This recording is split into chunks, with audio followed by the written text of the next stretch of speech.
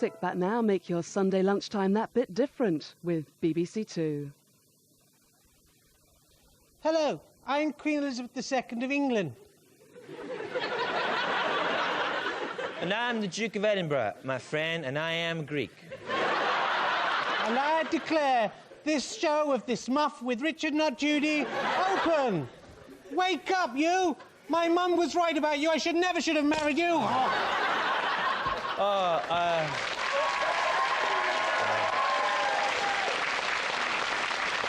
I was dreaming of Nanette Newman. Wake up, get out of bed, put on your clothes. Another day is dawning. Turn on your TV. Time to watch This Morning with Richard and Judy. For better, not worse, it's live, not rehearsed. Made for no money, not for anybody. Welcome your hosts, they're called Rich and Stu. They have no idea, so let's see how they do on This Morning with Richard and Judy.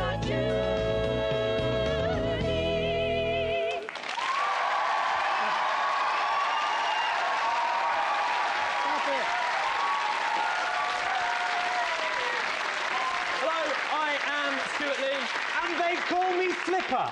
Flipper, King of the Sea. Do they call you Flipper? Yes, they do, Stu. No, listen to the question, the words in it. Do they call you Flipper? Oh, no. Some kids at school call me Kipper. Kipper Herring. Yeah.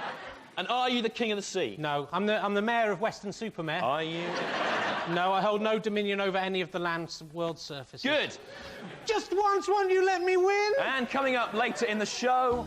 At 12:21, we'll be looking at another of Channel 5's quality pieces of original programming, Can't Cook, Won't Cook, in which some people who can't cook sit around in a kitchen and refuse to cook.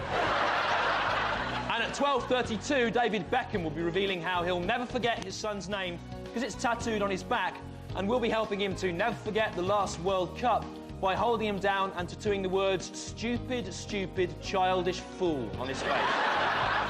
At 12:47, we'll be meeting Charlton Heston, who will be explaining that it's not guns that kill people, it's Americans who kill people. And at 12:59, we'll be talking to Britain's fattest shepherd. There he is.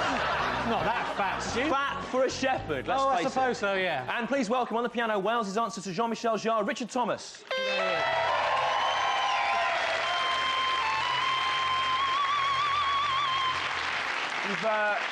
You've been eating Ready Brek again, haven't you, Richard? Yes. Yeah. Stu, I was wondering, what have you been up to this week, Stu? Well, this week I've been doing one of my hobbies, which is to question shopkeepers and market stall holders who persist in misusing the possessive apostrophe, like that, when it says carrots, apostrophe S, 30p. I find that stall holder and I say, oh, can I see the 30p that belongs to the carrot, please? And the carrot that's so sophisticated actually owns 30p. I'd like to see that, a capitalist carrot accumulating wealth. God, where are they? Or shall I prosecute you now under the Advertising Standards Act for advertising a carrot which can't possibly exist? Oh, I see.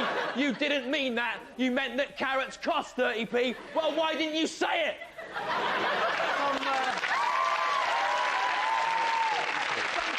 Problem with that, Stu? No problem. OK. Anyway, what about you? What have you been up to this week? All this week I've been doing one of my hobbies, which is looking down girls' blouses when I think they're not looking, and then looking away quickly when they look up. Right, and don't they realise you're doing that? Oh, no, Stu, I'm very subtle about it. A lot of blokes do it, Stu, and women never suspect a thing.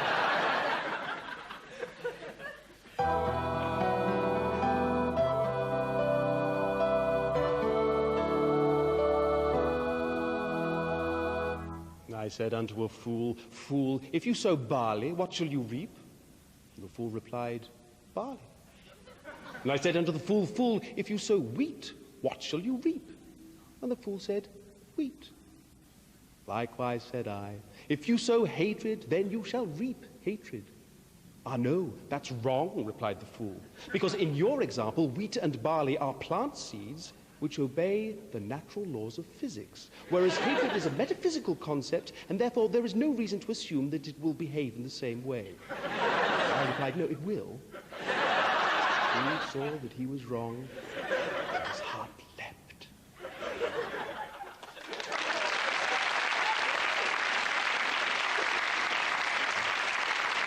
Ferrero Rocher. Oh, Mr. Stew, you are spoiling us. No, I can't have it, Stu. I forgot to tell you, I'm on a hunger strike. Oh, I thought you were looking a bit skinny. Yeah, no, it's actually...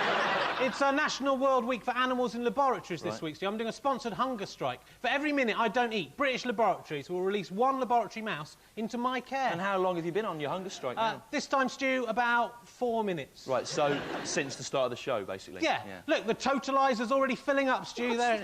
What are you doing now? It's my mouse totaliser. My Can't mouse treat the mice like that, Rich. 4 mice. I'm helping them, Stu. Another minute, another mouse. Stick it in there. Damn you, Richard Herring! Damn you to hell! Thinking about it, Stu, I will have that Ferrero Rocher, actually. Right. Oh. So you've lasted 5 minutes now, Rich? No, this time, Stu, but if you add all my hunger strikes together... What, by which you mean all the time when there isn't actually any food in your actual mouth? Yes, Stu, obviously. Then this week alone, I've hunger struck for about 17 minutes. Yeah, that's 17 minutes out of a possible 10,080 minutes. Yeah, it's not bad, don't knock it. Add those 17 to the totaliser, mad professor. Right, that's it. I'm on hunger strike again now, Stu. That'll teach old Tony Blair. Yeah, Rich, and it'll get you into the Guinness Book of Records as the world's fattest hunger striker, won't it?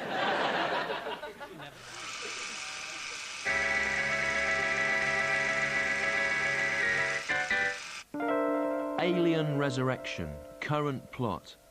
After 2 hours of high-budget alien war, Winona Ryder and Sigourney Weaver observe the comforting sight of the planet Earth drifting into view. You did it. You see? You sound disappointed.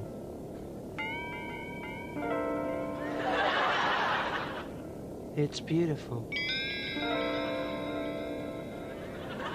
Yeah. I didn't expect it to be. What happens now? Extra final scene. Now? We hit the hut! Cut to Weaver, Ryder and cute aliens sat around a restaurant table laughing as they divide up a huge pizza.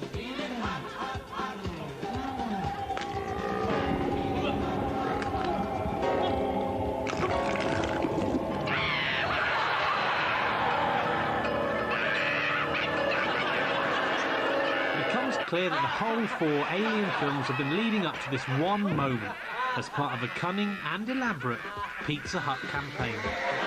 We feel cheated.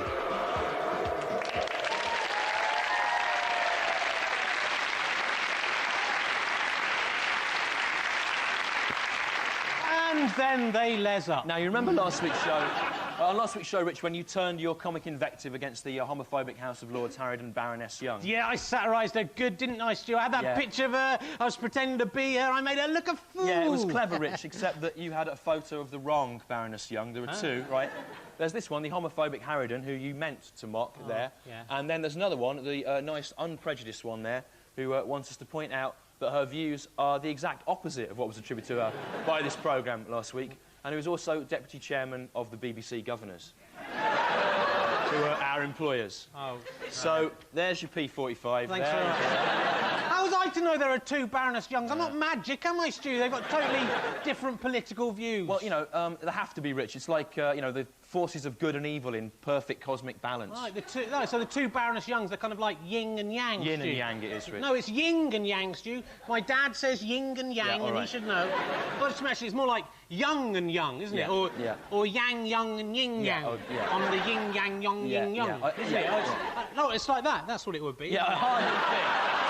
Rich, I only think that is going to replace the yin and yang as a universal symbol of cosmic balance. It is yin and yang, Stu. How many times do I have to tell you? And now, this week's aims, which have all been thoroughly checked by highly paid lawyers. Aim 1 is to snatch Liam Gallagher and Patsy Kensit's forthcoming child at birth, throw it naked into a city sewer to be raised by rats, in order to give it a better chance of having a normal life. Aim 2 is to punish John McCarthy for not inviting Jill Morell to his wedding by forcing him to marry Terry Waite. Aim 3 is to snatch Bono Vox's forthcoming child at birth and have it raised by Patsy Kensit and Liam Gallagher in order to give it a better chance of having a normal life. Aim 4 is to prove that Marilyn Manson is responsible for everything bad that's ever happened, ever, including the war in Kosovo, the Great Fire of London, and the death of Petra, the Blue Peter dog. And our final aim is to have any market stall holder who misuses the possessive apostrophe tattooed on the face with the phrase, "I didn't pay attention at school, and that is why I have to work in a market." Selling fruit which I mistakenly imagine has the ability to accrue wealth. All right, leave it, Stu. It's not worth it.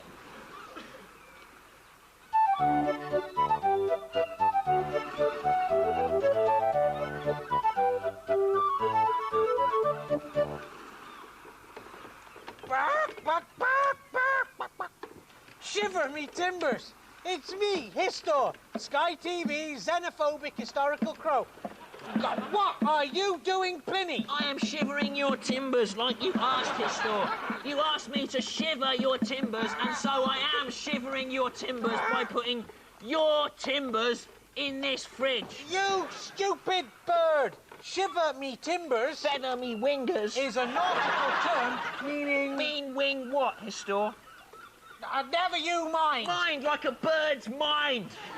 What's the news, Histor? Well, you won't have seen it on the grown-up news, but this week it has been St. George's Day. St. George's hay, like some hay that a bird might eat.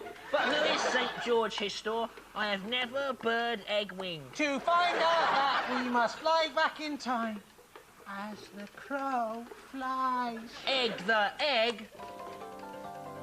Fly.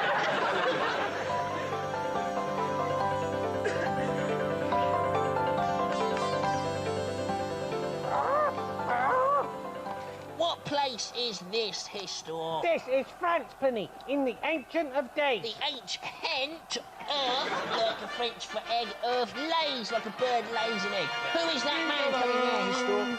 Vindaloo! Vindaloo! That is St. George, Pliny, the greatest Englishman that ever lived. You may know him by his noble song. We're gonna score one more than you, England! Hey! Hello there, Histor. It's me, St. George. And I think, like, it's unfair that my day is never celebrated in the same way as the days of the patron saints of Ireland, Scotland and Wales. Quite right, St. George. Look at that, eh? Yay, nice, look at that. But surely, Histor, English people's reluctance to celebrate St. George's Day is to do with anxieties about the violent nature of English nationalism. Right, Guardian reader, eh?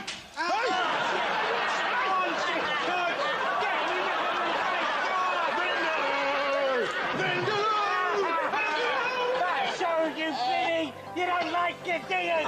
Say it now.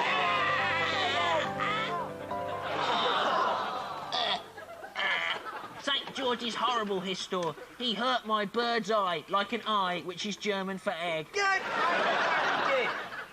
What are you doing with that ice, Pliny? I am preparing to shiver your timbre, Histor, by rubbing this on your neck, namely timbre, the distinctive tonal quality differentiating one vowel or sonant from another. Take that, you stupid bird! Happy St. George's Day, everyone! Every hen like a hen. Come on, make a pun now! Come on! What about this? Come on!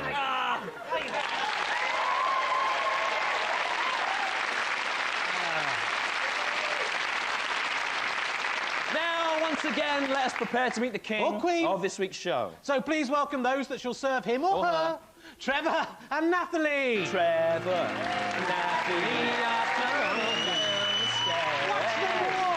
Trevor and Nathalie. They're dressed as St. George and the Dragon. Trevor here, you'll remember our small-faced man, of course, today dressed as St. George's Dragon. Trevor, your face, and by association, your tiny bee's mouth, is so small, it's hard to imagine you posing a threat to any knight higher than 2 inches tall. No, ha! What? I'm getting heartily sick of the way you exploit my disability, to be All right, honest. Guardian reader, A game, St. George. Yeah, go on. Kick him while he's down. In the head and small face, come on. And in honour of St. George, the King or Queen of the show, will get whatever they do from this, loaded with all the things that Englishmen can be proud of. The St. George Trolley, land of hope and glory, mother of the free. Shut up! Hold on. A A shepherd's pie, is that it? We must have done something better than that in England. No, that's all we've got to show for English heritage and culture. Try and think of something, anything. No, Nothing. there isn't anything, you're no, right, that's why no one celebrates St George's Day, Stu. It's all cold in the middle, Rich. Natalie, could you stick that back in the microwave for a couple of minutes? Actually, I'm part Irish, actually. I'm Scotch. Oh, yeah, you're Scottish, Scotch. I mean. OK. Hello. Those of you who recognise my human face will know that I am Simon Quinlack, the hobbyist who is without any doubt at all the king of all hobbies. Bow. Those of you who do not recognise my human face, let me tell you now. I am Simon Quinlack, the hobbyist who is without any doubt at all the king of all hobbies. Bow. Good. What you will need for this week's hobby: a metal detector, an encyclopedia of archaeology, a flask of weak lemon drink, and a blowtorch. Many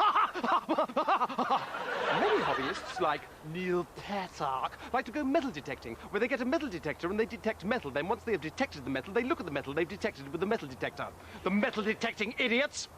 However, my hobby is a much better hobby. This hobby is a good hobby if you enjoy walking in the countryside and have a deep-seated hatred of human civilization and all the artifacts it has left behind. This week's hobby is called metal desecrating. What you must do for this week's hobby: first, go to a place of historical interest. I am on the Scottish borders, on one of the purported sites of King Arthur's last battle. Now to go metal detecting, which I shall do in a satirical style, so as to mock Neil Petark. I'm Neil Petark. I like metal detecting. Now it's time to drink your weak lemon drink. I wonder what it can be.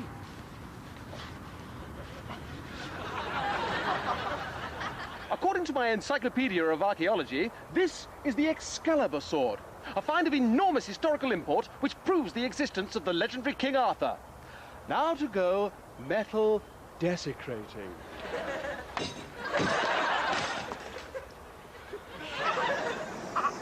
Burn! Burn!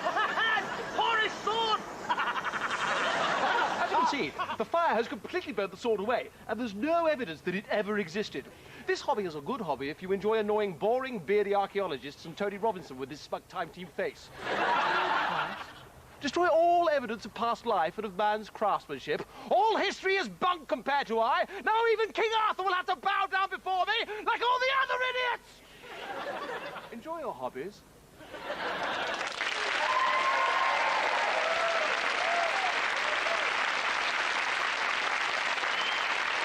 Now, last week we asked you to send in sitcom proposals using the British sitcom formula, and the best one will be king. Here's some of the other better ones.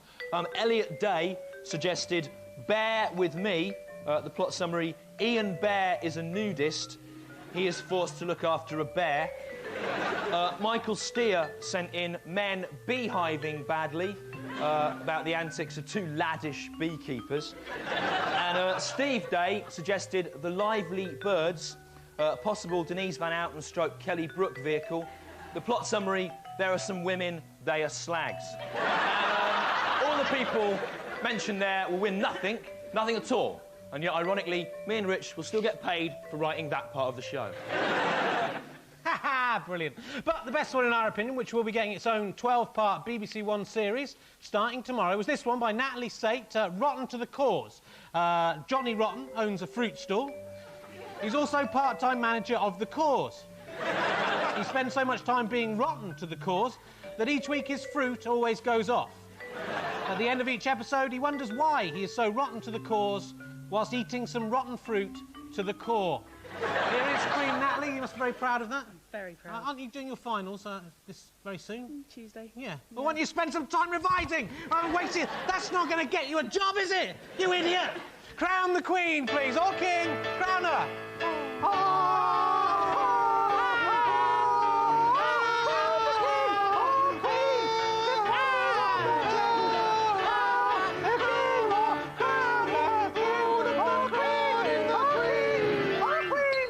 And do you have any early laws you'd like to pass? Just one. Everyone who does my degree has to appear on national television before Tuesday so that they'll all do as badly as I'm going to. That seems fair. The Queen or King has spoken!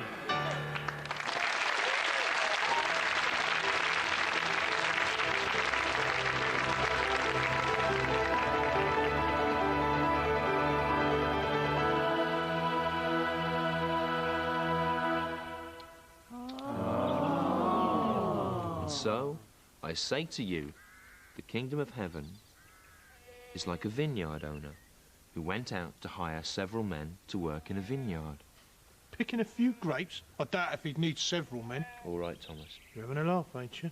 He needed many grapes to harvest their juice. Nah, juice. All right, Jude, it's obvious what I meant. Come on. Now, the vineyard owner agreed to pay each of the hired men 1 denarius a day each. 1 denarius per person each day. OK, friends? Well, all of us, just to pick a few grapes? Yes, friend. Yeah. And after 3 hours, the vineyard owner went back to the market to hire more men. Friends, I need all you men to carry some broken vines over to the fire. And so again, on the 6th and the 9th hour. I need more help in the vineyard, friends. Why? You've got 50 blokes working out there already. Yes, I know, but some of the grapes are dirty and I need them cleaned. I need 20 more men. And at the 11th hour, he went out again. Friends, I need some men to supervise the grape cleaning. Look, I found this dirty grape in the palm hut clean. When the evening came, the vineyard owner said to his foreman, Foreman friend, call the men together and pay them, starting with the last one hired, working through to the first one. 1 denarius for everybody. Off you go now, go on. Oh, well, hold on a minute. The grape cleaning supervisors have only worked 1 hour at twilight. And they're getting paid the same as us, who've done 12 hours of hard work. It's not fair. Ah, but it is fair, friend. Did you not agree to work for 1 denarius? Well, yeah, but... No, not It's not fair. You know, I wouldn't have agreed to do 12 hours of hard work for 1 denarius if you'd have said, oh, you can have 1 denarius for doing sod all. Ah, it's my money, friend. And if I choose to pay the last person that I hired the same as the first, then I can do that, friend. Ah. I'm warning you, do not go R again, all right? No, friend. I mean it. You're just envious, friend, because I'm generous. You're not generous. You're mad. You don't pay someone who's done 12 hours of hard work the same who's done an hour of nothing. Ah! I said, don't do that. Oh, I know what you're trying to do. You're trying to come up with some clever metaphor about the kingdom of heaven. Shut it! Saying that it doesn't matter when people accept God because they'll still get the same reward. But it is not a good metaphor, is it? Because the case you've chosen is so clearly unfair to any right-thinking person that it makes your heaven system seem ridiculous too. Ah. I warned you for the last time. Go on, admit it. I'm right. I admit it, friend, you're right. Good. We'll be back here tomorrow to do some more grape picking. And this time, you'll make the system fair, right? Yes, friend, I have learnt my lesson. Good. I haven't learned my lesson. I do the same again tomorrow.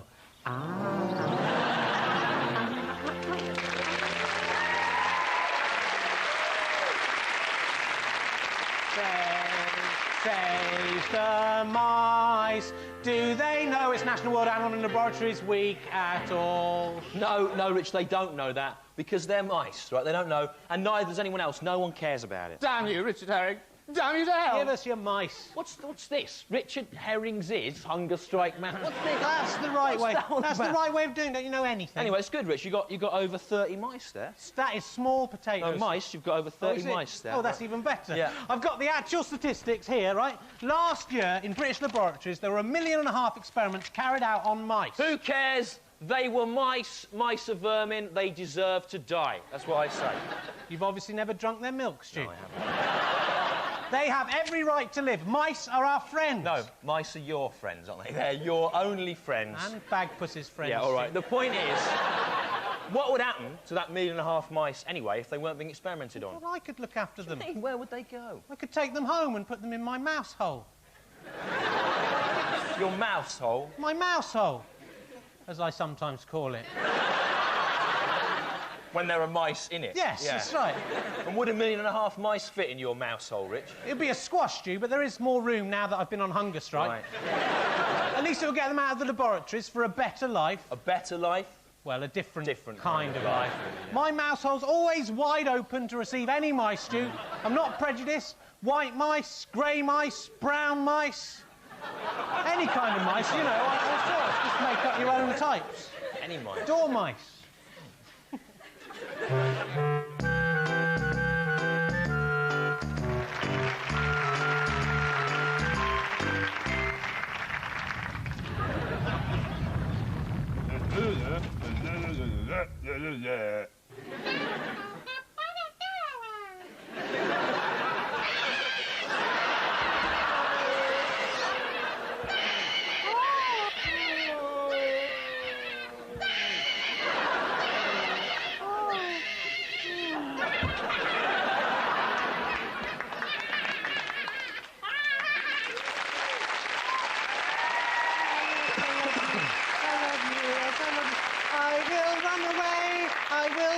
Yes, Andrea, but I'll catch you. You're at your shrine to the cause again. My cause shrine, Stu, call it by its name. The old hunger strike getting to you a bit there, is it? No, that wasn't my stomach, Stu. It was your stomach. No, it wasn't, Stu. It was Robbie Williams. What? My tattoo of Robbie Williams is alive, Stu. Look.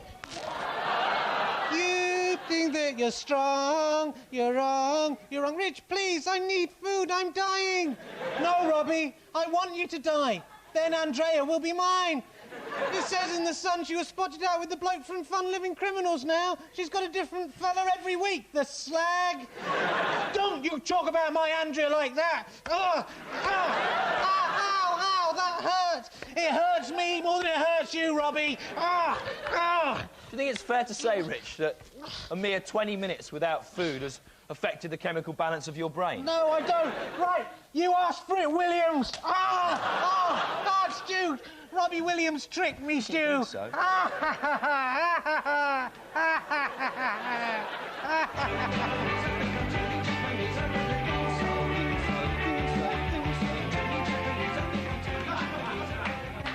Woo! But, you know, democracy kills me.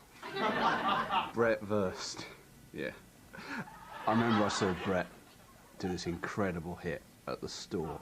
I mean, who's this guy rolling over us now? What's his name? Bush. Bush. What the hell is that all about, you know? About how President Bush, right, should really be called President Shrub. That is brilliant. I think literally to think of him as a bush, as a real bush. I mean, might as well be called Shrub. You know? Ladies and gentlemen, inauguration of President Shrub. You know, and introducing Vice President Senator Smalltree. I don't think anyone could take Bush seriously after that. And President Bush, of course, is no longer President of the United States, and I don't think that's a coincidence. I mean, did JFK die so we could vote in a plant? I don't think so.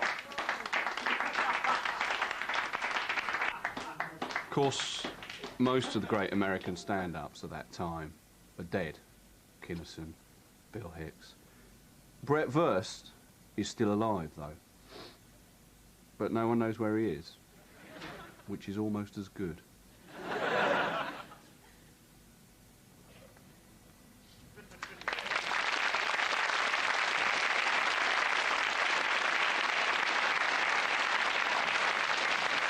And, of course, in the news this week, autoerotic contortionism and Irish dancing have been... Hey, pour in another mouse. Damn, I could have used that for needless scientific experiments. I am evil. You're never going to fill that up, Rich. You're miles off. You know, I've been looking through these statistics, right? Last year, 0.6 million experiments were carried out on rats, which, as far as I'm concerned, isn't enough rats. Rats are man's enemy. No, they're our bewhiskered friends, Stu. No, yeah, you know they say in Britain you're never more than 3 feet away from a rat. That's ridiculous, Stu. Surely we'd notice, surely. It's true. And the frightening thing is, it's the same rat. You know, rats are so promiscuous, the rat population can actually triple in moments. Stop slagging off rats, Stu. Rats are no more promiscuous than you or I. No. Have these rats showered and sent to my dressing room, please. TV comedy with live rats. You're sick, What you are. harm have rats? He's trying to get into my mouse hole, Stu. What harm have rats? What harm have rats? What harm have rats ever done to us, Stu? rats. What harm? Rats brought Name one thing. Rats harm. brought the bubonic plague to Europe, killed millions of people. Well, forgive and forget, Stu. In this war, the rats are on our side. That's the Germans, Rich. You've confused rats with the Germans. Ah, yes, I have. Well, will I reach my total by the end of the show of mice? I don't know, but I know a man who does. And believe me when I say he is a man. It's Nostradamus on his real horse, David Collins!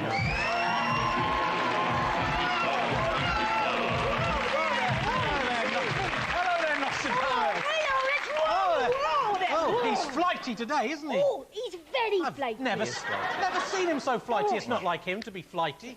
Now, first, let's look at your 3 predictions from last week. Remember, 2 out of 3 of these correct, and your patio will be graced with this charming garden barbecue. Barbecue, like a bird's beak. Oh, do you still need the fence and all? Because I'm happy You to take can't it off have your the hands. fence! All right, come on, never mind. Now, come on, Nostradamus, stop that, David. It's not worth it. Now, Nostradamus, last week you predicted that a cartoon would appear in a national newspaper of a recently deceased celebrity and arriving at the pearly gates. The news said... No, that didn't happen. You were wrong. Come on, stop it. That's a Chinese burn for you, Nostradamus. Ow! Ow! That's a very girlish scream, Nostradamus. Don't be stupid. Nostradamus was a man. I mean, I am a man. I got a winky and everything. You're a very stupid man. All right, come on, Stu, stop trying to undermine him. It's only your own insecurities you're exposing. Don't worry about it, Nostradamus. You're better than him. And you are, David. Second, you said that the comedian Stuart Lee, the so-called comedian Stuart Lee, will be trampled by a horse. The news said... No, See, I remain untrampled. Oh, no! It's David Collins! I can't control him! Gosh! Yeah, kick him while he's down! David! Stop it!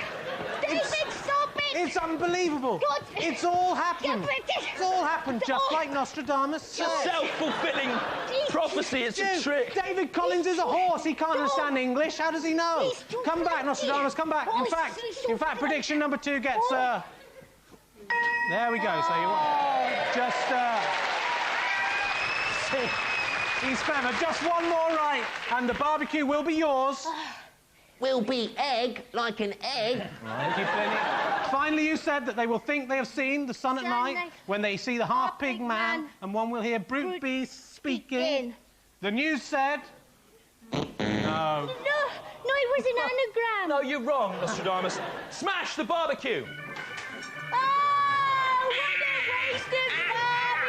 Technology. And of course, this means another Chinese burn for you, Nostradamus. And it's serious this week. I'm going to have to tickle you. Oh, no, it's so ticklish. But I like it. Oh, my Nostradamus, what a sight. I see you've got a Robbie tattoo too. We've got so much in common. You know, Nostradamus, if only you weren't a man, I think that... What? No, it can't be! Move quickly on. What are your predictions for next week? Prediction number 1. EastEnders will be BBC One's most watched programme. Always the most... Prediction number 2. York City will lose 3-1 to Bournemouth. They always lose. And prediction number 3. I, Nostradamus, will once again fail to win the barbecue next week. You always fail. And, can you come back next week to see if you get those right? Will you be here? Yeah. Then it's a date. Bye, Nostradamus. Bye, Rich. Ladies and gentlemen, Nostradamus and his horse, David Collins. There. Priests would have us believe that God on high is merciful and that he loves and cherishes humanity. I'm Greg Evigan, Rick Barish in Edna Buchanan's Crimes of Passion.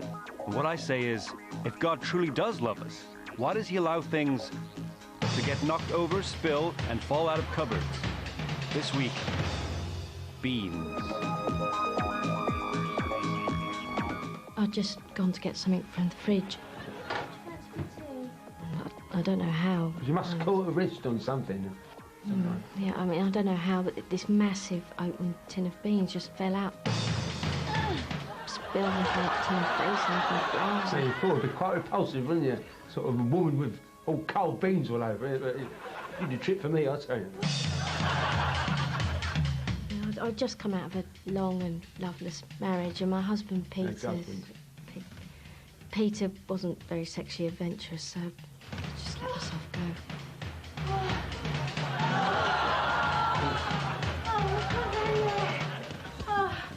Beans, beans, love. Yeah, no, let me do that. What's that?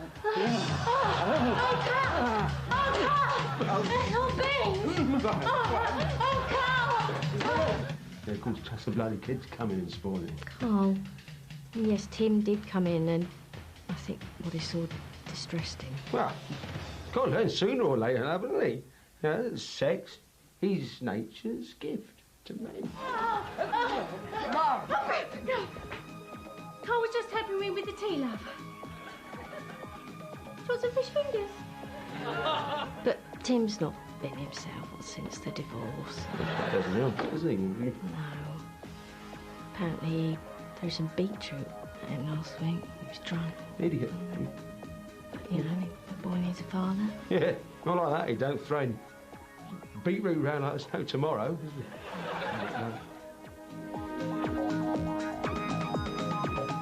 Faced with this story, we can only sit mouths agog and wonder what kind of merciful God would mock an innocent young boy like Tim Gibbs Norman with such a foul, bean-ridden travesty of the act of love.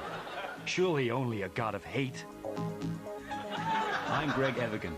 Join me again next week as we see what happens when things get knocked over, spill, or fall out of cupboards. I made this.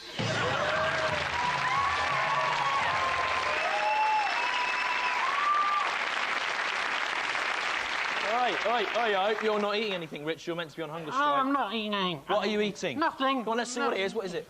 You've been eating mice, Rich. I was hungry, Stu. There was nothing else around. Look, those mice wouldn't be alive if it wasn't for me. What, so you're allowed one or two as some kind of grateful sacrificial offering, are you? Yes, I am, Stu. No, Rich, eating laboratory mice on live television, it's an embarrassment. It isn't. It is. You've embarrassed me. You've embarrassed the audience. You've embarrassed the Executive Committee of the National World Week for Animals in Laboratories. Oh, no, I haven't. No, you have. You're embarrassed, aren't you? Yes. See? But most of all, you've embarrassed yourself. Shut up. Anyway, last week he escaped like some juice-filled Hannibal Lecter, but he's back in captivity and as curious as ever. It's the Curious Orange!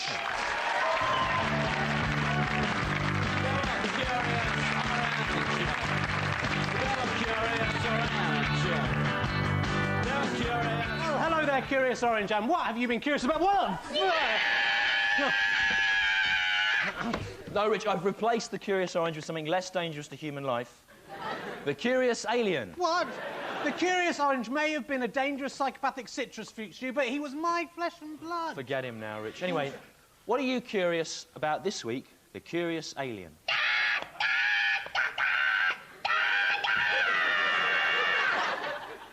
Well, in answer to your query... That's no good, Stu! You can't understand a word he's saying! I can. It's like Sooty with Matthew Corbett. I understand what he's saying. Look what he's doing now, Stu. He's just as badly behaved. Oh, Rich. as the orange, Stu. This is hardly an improvement. You should stick with what you know. You said that, Rich, when they brought in salt and Lineker crisps, and yet you eat them now. Look. What? You can't replace the orange just because he's killed a couple of people, Your Stu. son is gone. He's gone, Rich. Gone, Stu. Forget him. Hey, what's going on? What's happening? You're replaced, Curious Orange. Go hence from this place. All right. If no one wants me... No! It's no good, Rich. He's gone. Gone for always. Curse you, God!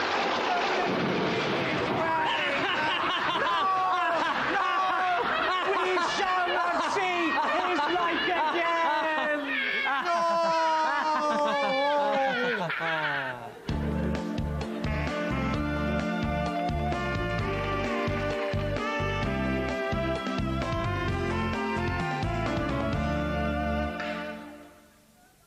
Oh, hi. You just caught me enjoying a summery snack. Frozen polar bear milk on a stick. Oh, the delicious irony. This week, I'm drinking duck-billed platypus milk.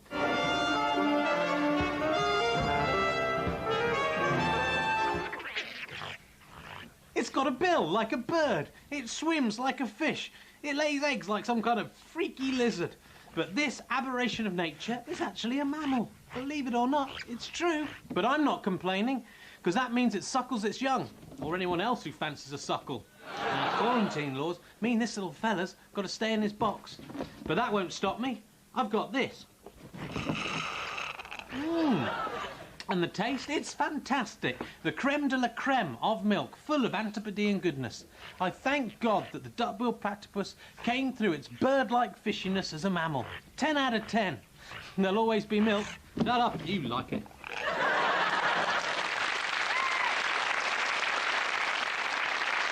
There'll always be milk. Now, maybe you've got a good reason why you think you should be king of the show, then do write in and let us know at the address at the end of the programme, or email us, and that could be you sitting there eating a cold shepherd's pie next week.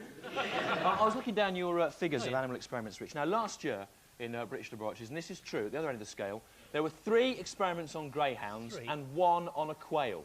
That is one vain scientist who thinks he's, like, too good to experiment on mice. One experiment? They just had one thing to learn. What one thing was that? It was what would happen to a quail if you put it in a blender. It wasn't really a proper experiment, it was just the end-of-year party. People at the lab got a bit drunk, overexcited, things got out of hand, you know. Oh, fair enough.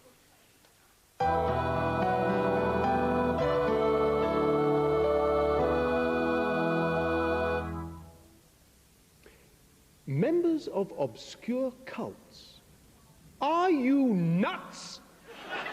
Only ninnies would devote their lives to following someone who claims to be the Son of God. And before you say it, no, it isn't the same as the early days of Christianity. And you know why? No, of course you don't.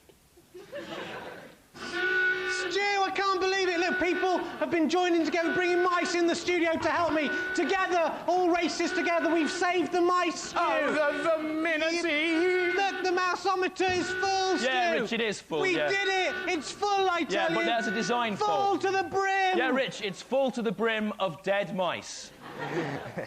Good, because now I have discovered what happens when you fill an airtight container with 100 mice. At least I can have to come off my hunger strike now, Stu. Yeah, great, can't wait. Ah, what's happening? Well, we'll be back next week with a new star of the show, The Curious Alien. Yeah, who's going to sing us out, Stu? The Curious Alien, with a song for animals everywhere. That's rubbish. Bye. Not as good as the orange. Rubbish, Stu. I don't want to put that on. It's embarrassing. You turn my mousing into a travesty. It isn't good. No, it doesn't. This is embarrassing. I've never been so embarrassed in my life. I want the orange back, and so does everyone else too. We all want the orange to come back. It's not. It's embarrassing. Yes. My main interest is the extermination of all human life. So I think I would make an excellent assassin or mercenary. No, I haven't actually had any training in the art of death. I'm a citrus fruit. But I'm keen to learn. So do you think it's worthwhile for me to come in for an interview? Hello? One day you shall all see my power!